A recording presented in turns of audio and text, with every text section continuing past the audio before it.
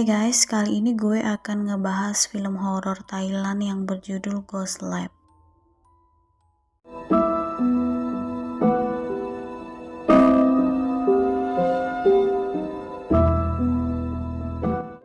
Rumah sakit Ratanara, seorang suster bergosip tentang pasien UGD yang mengalami luka bakar tingkat 3.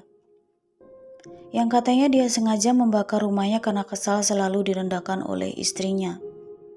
Kondisi korban saat tiba di rumah sakit sangat mengenaskan dan mengeluarkan bau daging yang gosong.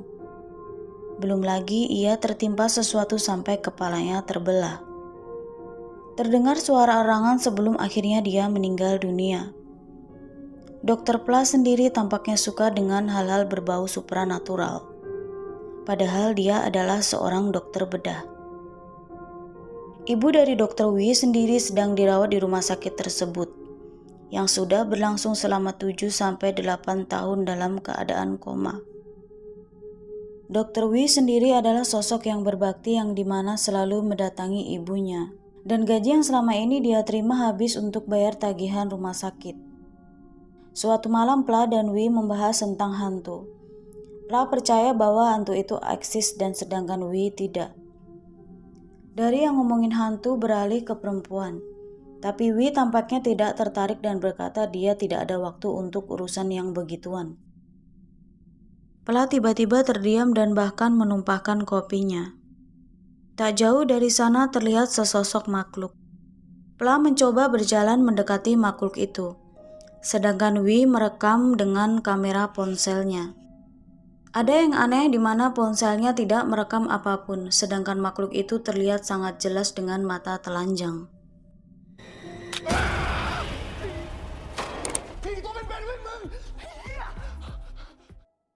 Saat Pla sudah sangat dekat, Wee memotretnya, yang dimana cahaya ponselnya membuat makhluk itu bereaksi dan Wee pun kaget.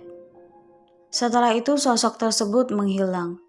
Pla sendiri terlihat heboh karena merasa telah membuktikan bahwa hantu itu ada. Besoknya mereka melihat kembali kejadian tersebut di kamera CCTV. Tapi hantu itu tidak terekam sama sekali. Pla pun mengajak Wee mencari cara untuk membuktikan kebenarannya. Mereka pun pergi ke gedung medis rumah sakit Ratanaras yang merupakan gedung mes karyawan, yang juga pernah dipakai Pla sebelumnya. Di sana ada suatu ruangan penelitian yang sudah lama tak terpakai. Pla mengatakan dia meneliti hantu dan memperlihatkan beberapa gambar yang menunjukkan kehadiran hantu samar-samar yang diupload di internet. Tapi Wee tetap saja berkata itu palsu. Pla bercerita ayahnya dulu meninggal saat dia masih kecil. Malamnya sesudah pemakaman dia turun ke bawah hanya sekedar untuk minum dan ada sesosok hantu tak jauh dari tempatnya berdiri tanpa dia sadari. Setelah itu bola menggelinding di kakinya. Pla menendang bola itu dan tak disangka bola kembali kepadanya.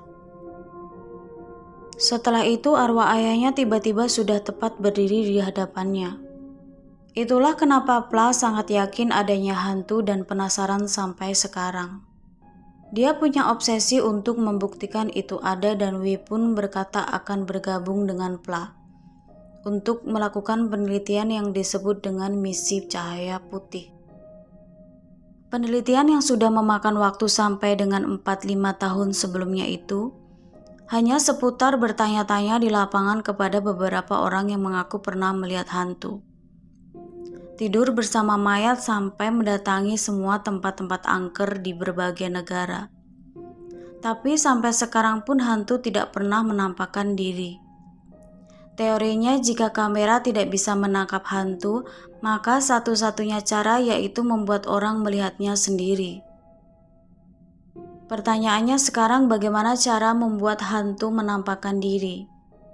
Makanya mereka nongkrong lagi di depan vending mesin di mana mereka pernah melihat hantu. Dan sudah seminggu di sana tapi tidak juga melihat hantu. Setelah itu Pla mulai mempunyai teori lain. Yang hantu juga terkadang ada yang tidak berwujud. Yang disaksikan beberapa orang.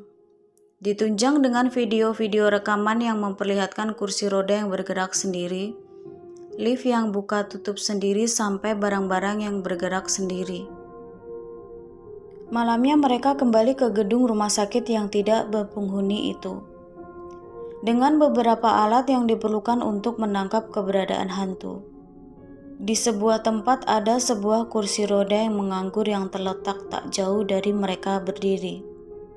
Dengan hanya sekali memalingkan wajah, kursi itu sudah tampak bergerak disusul dengan kursi roda yang lain. มันจับอุณหภูมิอะไรได้วะ Di layar detektor terlihat sosok di pojokan tapi tidak terlihat dengan mata telanjang. Vel-vel pun berjatuhan. Bukannya takut, Pla malah senang karena reaksi-reaksi tadi menunjukkan keberadaan hantu. Tapi Pla masih tidak puas karena rekaman mereka tidak ada bedanya dengan hasil hantu yang diupload di internet.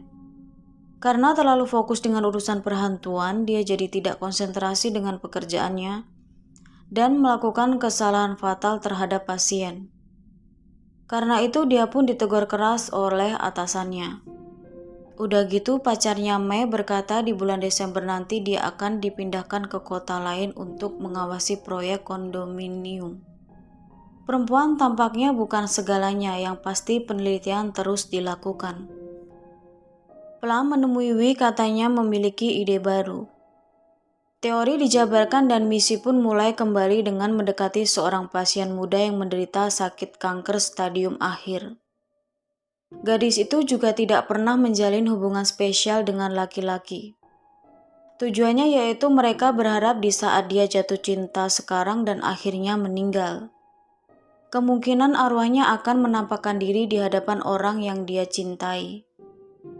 Sebenarnya Wi sedikit merasa tidak enak mencoba menipu pasien demi eksperimen.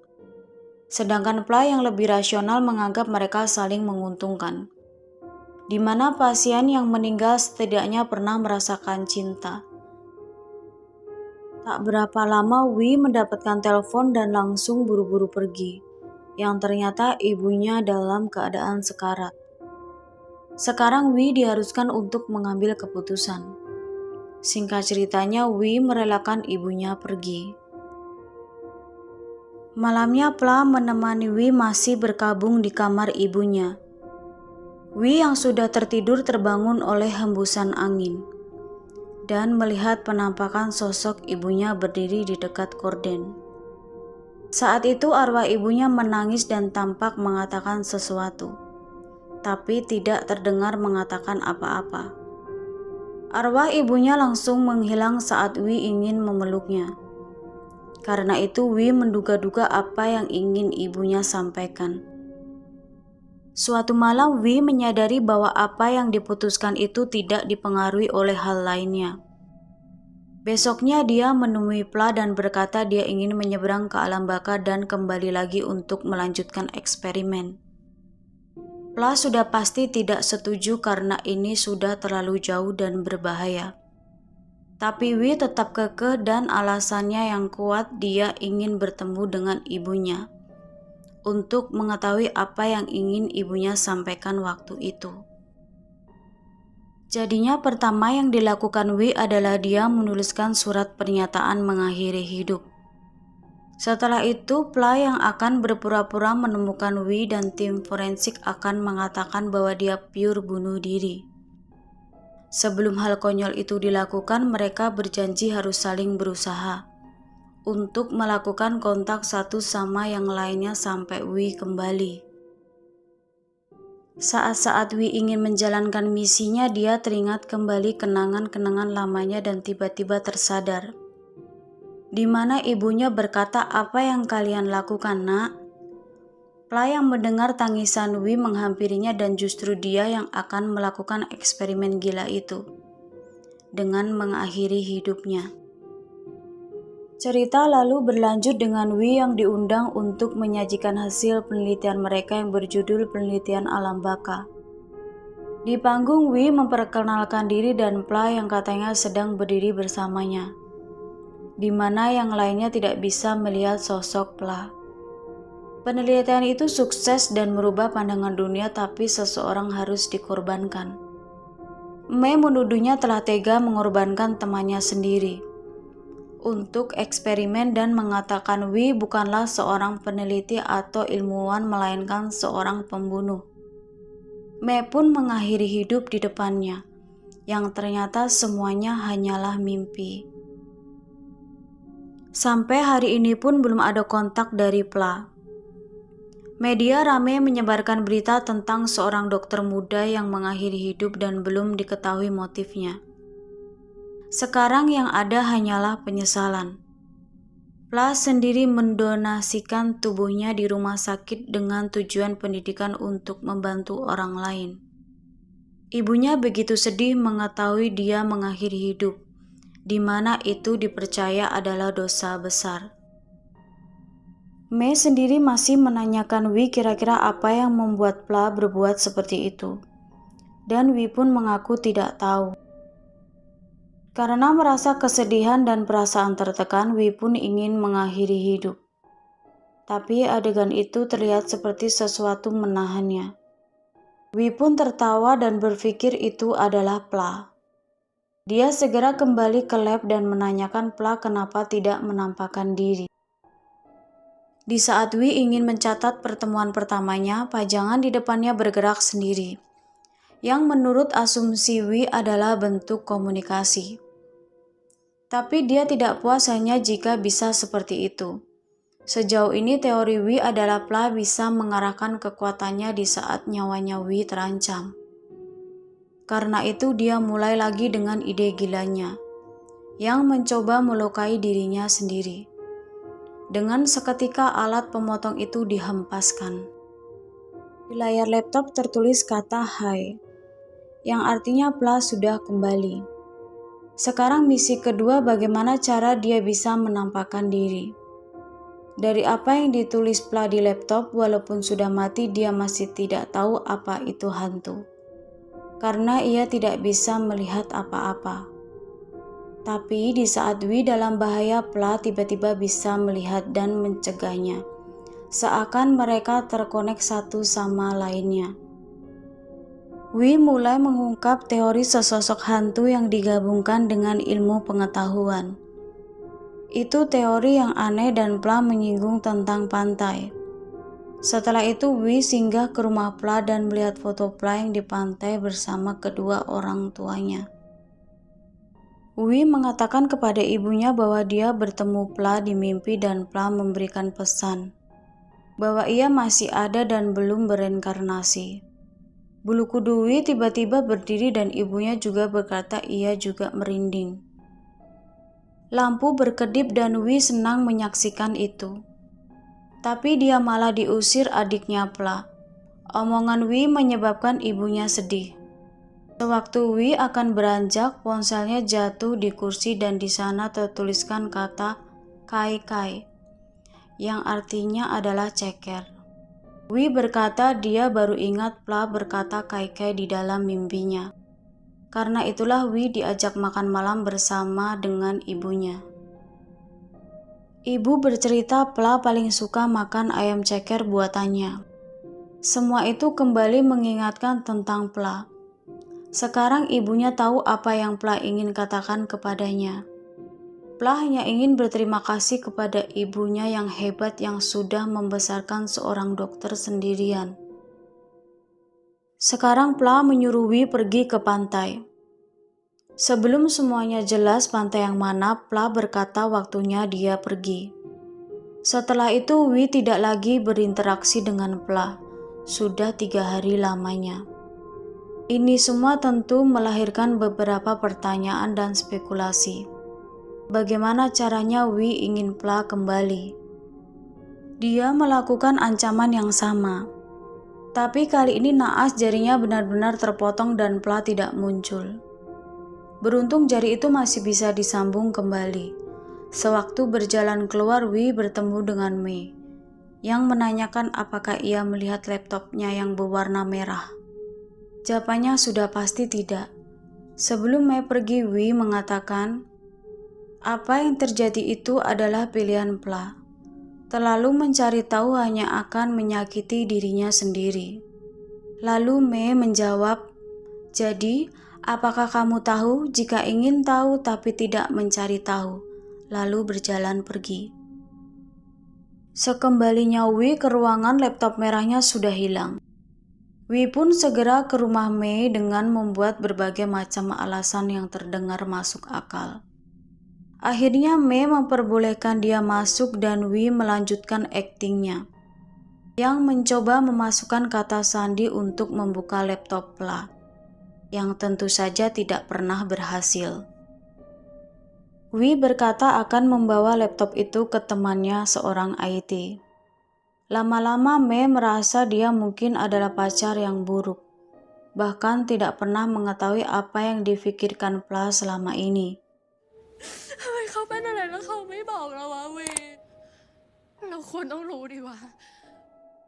Di saat Mei menangis sedih, laptop itu terbuka sendiri dan memutar semua rekaman video tentang eksperimen mereka selama ini. Wi segera menutup laptop dan berkata akan segera membawa laptop itu ke temannya. Di dalam lift, Wi mengomeli Pla dengan bertanya, "Apa maksud semua ini?" Mei diundang ke lab dan selagi dia duduk, Wi berkata akan menyiapkan sesuatu. Tapi sebenarnya ia cuma merokok di luar. Sebelumnya dia sudah mengatur sesuatu untuk meningkatkan energi roh, yaitu rasa cemas dan balas dendam. Wi masuk ke ruangan, Mei sudah pingsan. Dia menyiapkan kamera dan mulai melepaskan kancing baju Mei. Di layar Pla menyuruhnya untuk stop. Wi senang akhirnya Pla muncul juga, tapi dia harus menelan kecewa di mana kancing sudah dibuka semua tapi tidak ada reaksi kelanjutan dari Pla. Tiba-tiba bola lampu langsung pecah di saat Wi membuka baju Mei. Karena itu Wi semakin memprovokasi Pla dengan mengatakan akan merebut Mei darinya. Wi langsung terpental di saat dia mencium Mei. Tak hanya itu, sekarang Pla memperlihatkan dirinya tapi sebentar-sebentar. Awal tujuannya Wi hanya ingin memprovokasi Pla supaya muncul. Tapi kelihatannya Pla tidak sepemikiran dan marah besar. Dia ingin menyakiti Wi sekarang. Wi segera berlari keluar tetapi tetap diserang Pla. Bahkan terakhir Wi didorong ke bawah tetapi masih ditahan. Wi tertawa dan berkata mereka sudah berada di jalur yang benar. Tapi siapa sangka kemarahan arwah bisa sangat berakibat fatal. Wi dibiarkan jatuh begitu saja.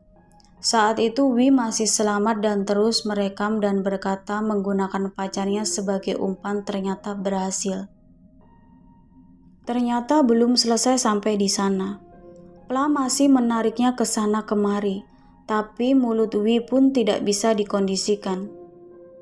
Sesadarnya Wi sudah berada di kamar mayat dengan kakinya yang bengkok.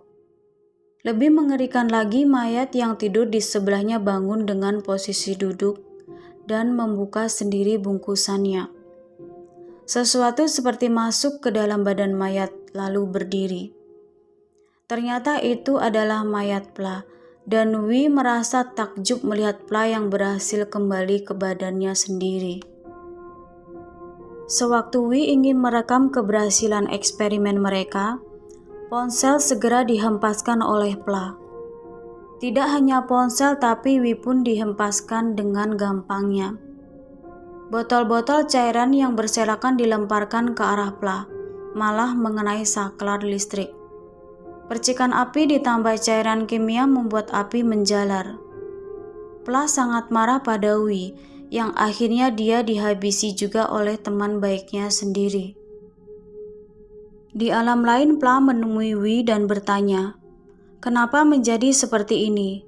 Dia berubah menjadi monster dan menjadikan Wi monster juga. Pla berterima kasih sudah memenuhi janjinya dan menyuruhnya untuk berhenti sekarang. Karena jika tidak, Wi hanya akan menyakiti orang-orang sekitarnya yang menjadi korban eksperimennya. Wi masih berat karena sedikit lagi mereka akan berhasil dan juga pertimbangan yang membiarkan Pla mati sia-sia. Pla berkata Wi sudah melakukan yang terbaik untuknya. Setelah itu Pla pamit karena sudah harus pergi untuk melanjutkan perjalanan. Arwah Wi kembali dan melihat seseorang yang melakukan CPR terhadap tubuhnya. Dia akhirnya berhasil kembali dan lebih mengejutkan lagi, ternyata mayat Pla yang menolongnya dan ambruk setelahnya. Dokter yang menangani Wi berkata Wi mengalami trauma emosional yang sangat parah setelah kehilangan orang-orang terkasihnya. Tapi apapun alasannya, konsekuensi dari sebuah tindakan selalu ada dan mengancam dicabutnya lisensi Wi sebagai dokter. Setelah Wi keluar dari rumah sakit, dia tetap mengajukan penelitian tentang arwahnya. Tapi hasilnya tetap tidak memenuhi syarat untuk diterbitkan. Sebelum itu dia bertemu dengan Mei dan menyerahkan laptop merah tersebut. Sewaktu Wi ingin menjelaskan soal malam itu, Mei berkata tidak perlu mengatakan apapun, karena dia sudah tahu kondisi mental Wi dari dokter. Dia merasa senang sewaktu tidur di tempat Wi. Dia bermimpi bertemu dengan Pla di pantai, juga melihat Pla memegang majalah yang ada foto Wi dan Pla di cover depan. Seketika Wi mengingat pesan Pla waktu itu, yang memintanya menjalankan hidup untuk mereka berdua. Wi pun akhirnya menghapus semua file tentang eksperimen itu.